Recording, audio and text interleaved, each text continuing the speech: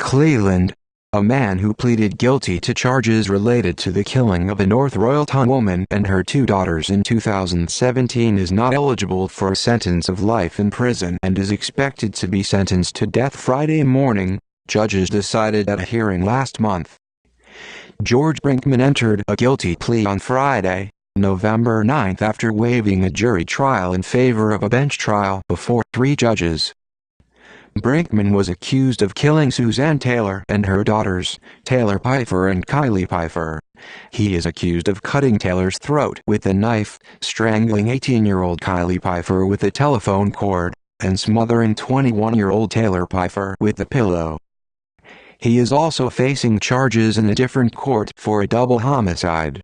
He is accused of murdering a couple in Lake Township.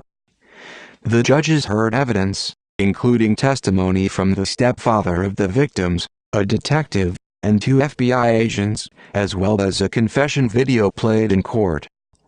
In spite of mitigating factors such as pleading guilty and accepting a bench trial to save the family of the victims from a jury trial, the judges decided that the aggravating circumstances of the case precluded the possibility of a sentence of life in prison. Brinkman will be officially sentenced on December 28 at 10 a.m.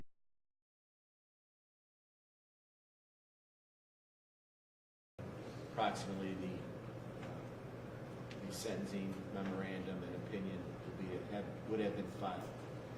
Is there anything else for the record from the state of Ohio? 2 things very briefly, Judge. Number 1, from the date of the defendant's arrest, I believe he is entitled to 564 days of jail time credit, so we'd ask the court to award him that amount. And number 2, there was 1 consecutive sentencing finding that I believe the court did not make, and that was that consecutive sentences are not disproportionate to the danger the offender poses to the public, so we just ask the court to make that finding as well. All right.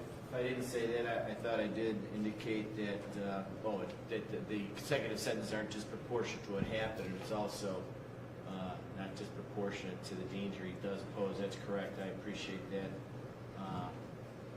Incorporating all the facts that this panel has heard. The court will grant 564 days jail time credit pursuant to law. Is there anything else for the record from the state?